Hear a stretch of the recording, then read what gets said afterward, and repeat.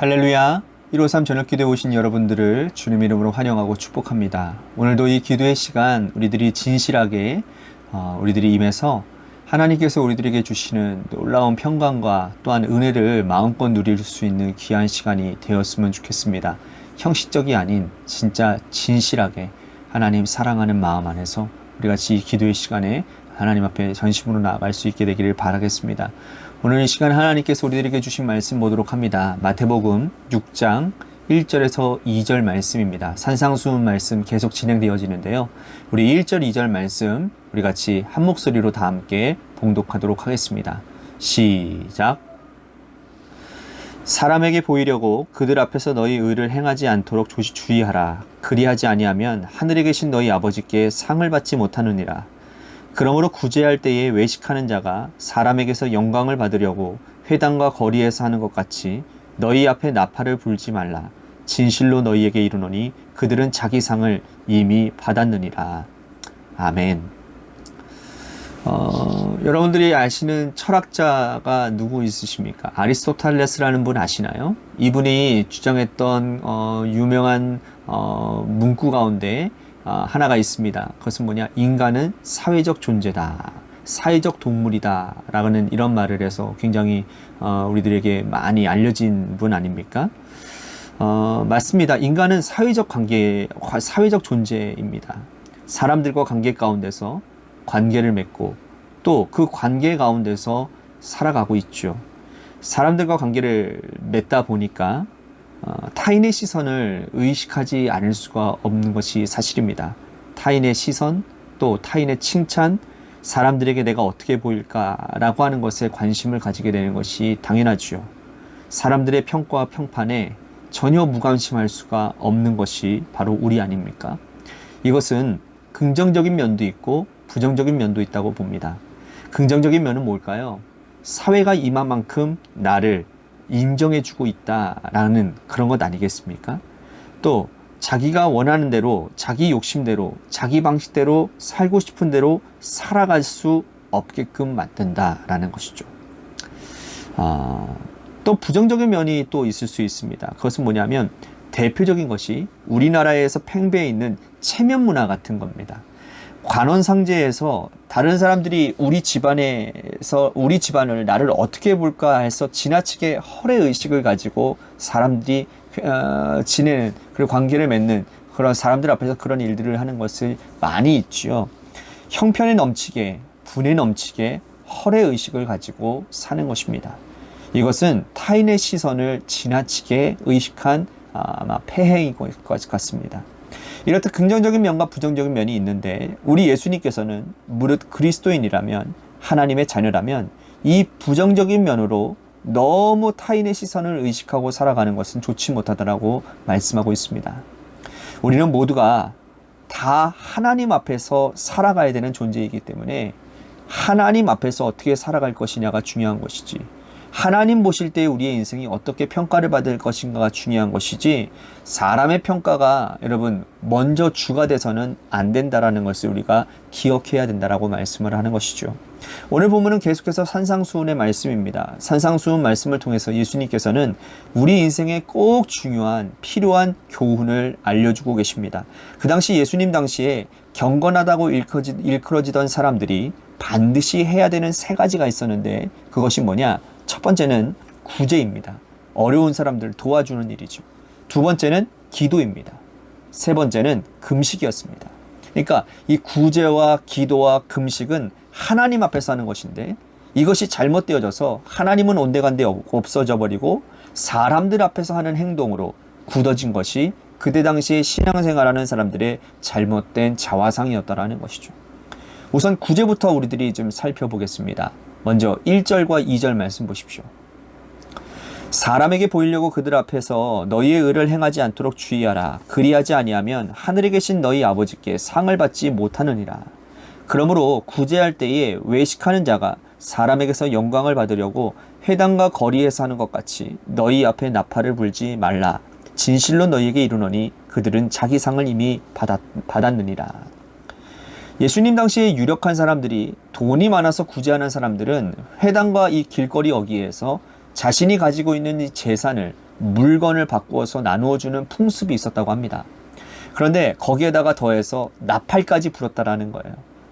유대인들에게 있어서 이 나팔은 아주 특별한 때에 부르는 것입니다.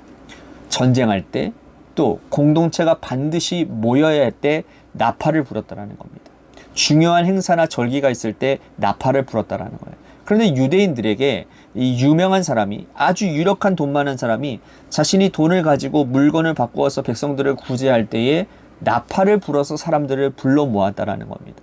자, 이렇게 하는 이유는 한 가지밖에 없겠죠? 사람들에게 보이려 하기 때문이라는 거죠.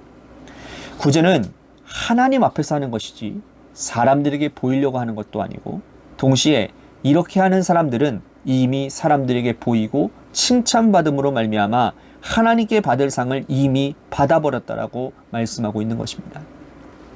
사람들은 누구나 다 내가 하는 그 선행을 다른 사람들에게 보여주었으면 좋겠다라는 마음을 가지고 있는 게 사실입니다.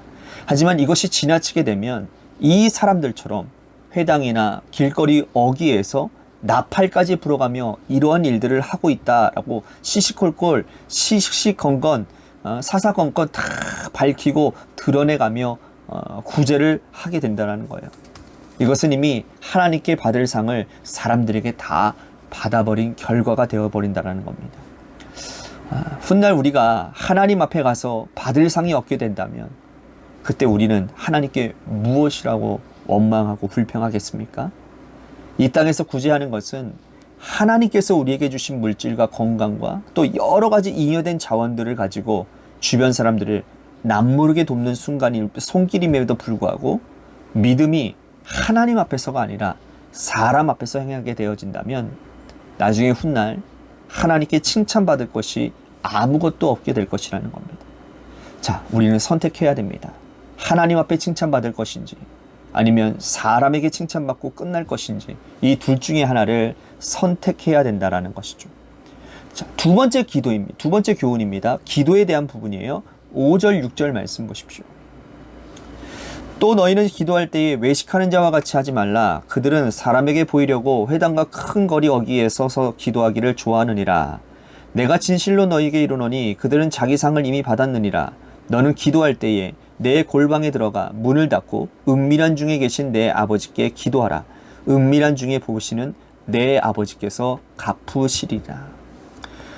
사람들은 기도할 때에도 이 길거리 어귀에 서서 큰 소리로 기도한다라는 겁니다. 이 사람들은 하루에 3번 시간을 정해놓고 길거리 그 사거리, 사람들이 많이 다니는 그곳에 나 기도하는 사람입니다 라고 보이려고 큰 소리 내며 하늘을 우러러 기도했다라는 겁니다. 이 또한 주님께서 보시기에 기도의 본질이 아니라고 말씀을 한 겁니다. 기도란 무엇보다도 하나님과 기도하는 사람이 관계가 중요한 것 아니겠습니까? 은밀하고 개인적인 관계가 중요한 게 바로 기도 아닙니까? 내가 하나님께 드려야 될 이야기가 있을 때 하나님께 내 이야기를 하는 겁니다. 그런데 길거리 사거리에서 나아가서 사람들이 다 모인 곳에서 기도하는 것은 하나님께 보이려고 하는 것이 아니라 사람들에게 보이려고 한다는 거예요. 나는 이렇게 경건한 사람입니다. 나는 이렇게 하나님 앞에 기도하는 사람입니다. 하는 것을 보이려고 한다는 것이죠. 이런 식의 기도는 하지 말라라는 겁니다. 그러므로 기도하는 자는 하나님과 나와의 은밀한 관계가 보여지는 골방에 들어가서 문을 닫고 하나님 앞에 우리의 속마음을 털어놓는 것이라는 거죠. 기도는 특별히 하나님과 나와의 은밀한 교제 시간인 것입니다. 이 기도는 아무에게도 방해받아서도 안 되고요. 특별히 우리가 하나님께 은밀하게 내 속마음을 털어놓는 시간입니다. 여러분들은 기도를 어떻게 하고 계십니까? 그러므로 타인들은 저 사람들이 얼마나 기도하는 사람인지, 저분이 기도하는 방법이 어떠한 것인지, 저분은 하나님과 어떠한 은밀한 교제를 나누고 있는지 전혀 알 수가 없습니다. 기도는 내 인생의 나무라면 나무의 뿌리 같은 것이어서 사람들에게 보이지는 않으나 하나님은 알고 계시고 그 뿌리가 깊이 내려가 있고 단단히 뿌리 박혀 있으면 있을수록 그 나무는 건강하고 잘 자랄 수밖에 없다는 거죠. 보이지 않으나 아주 중요하고 사람들에게 눈에 띄지는 않으나 우리의 인생의 영혼의 건강을 결정짓는 것이 바로 기도라는 겁니다. 특별히 기도는요, 하나님과 인격적인 관계 가운데서 해야 된다라는 사실을 꼭 기억하시기를 바라겠습니다. 세 번째로 금식에 대한 부분인데요. 16절부터 18절 말씀 보십시오. 금식할 때 너희는 외식하는 자들과 같이 슬픈 기색을 보이지 말라. 그들은 금식하는 것을 사람에게 보이려고 얼굴을 흉하게 하느니라. 내가 진실로 너희에게 이르노니 그들은 자기 상을 이미 받았느니라. 너는 금식할 때에 머리에 기름을 바르고 얼굴을 씻으라. 이는 금식하는 자로 사람에게 보이지 않고 오직 은밀한 중에 계신 내 아버지께 보이려 하려 함이라. 은밀한 중에 보시는 내 아버지께서 갚으시리라. 경건한 유대인들은요, 일주일에 하루는 금식을 했다고 합니다. 그런데 그들은 금식할 때 일부러 초췌한 모습으로 금식을 한다라는 거예요. 기름도 바르지 않고 얼굴도 씻지 않고 사람들이 한눈에 보아도 금식하고 있구나 하는 것을 알 수 있을 정도로, 그래야 자신이 경건한 사람이다 라고 보여지기 때문이라는 겁니다. 그런데 주님이 이렇게 말씀하십니다. 금식할 때에는 머리에 기름도 바르고 얼굴도 씻고 그렇게 금식하라는 거예요. 사람들이 전혀 눈치채지 못할 정도로 너는 금식하는 것을 사람들에게 보이지 말라라고, 하나님께 보이라고 말씀하고 있는 겁니다.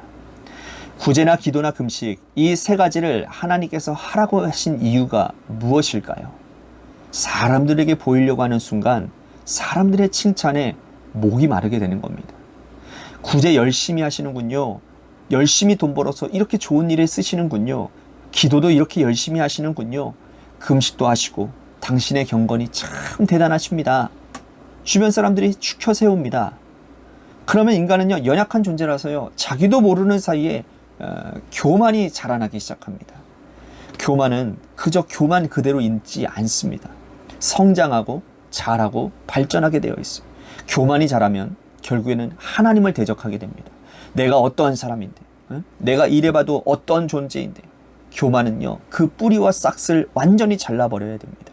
그래서 하나님께서 우리 주님을 통해서 하시는 말씀, 구제할 때에, 기도할 때에, 금식할 때에 하나님 앞에서 철저히 하라고 하시는 이 말씀은 행여나 우리가 구제하고 기도하고 금식하면서 이 교만이 싹 트지 않도록, 절대로 교만하지 않도록, 좋은 일하고 교만해서 하나님께 책망받는, 하나님께 버림받는 자가 되지 않기 위함이라는 것이죠.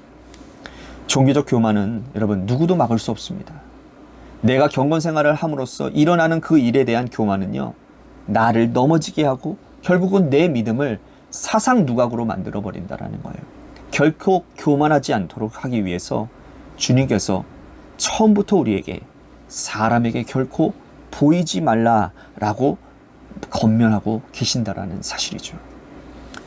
이렇게 우리가 주님의 경고를 알고도 그럼에도 불구하고 여전히 사람에게 하려고 한다면 죄송한 얘기지만 믿음이 없는 사람들입니다.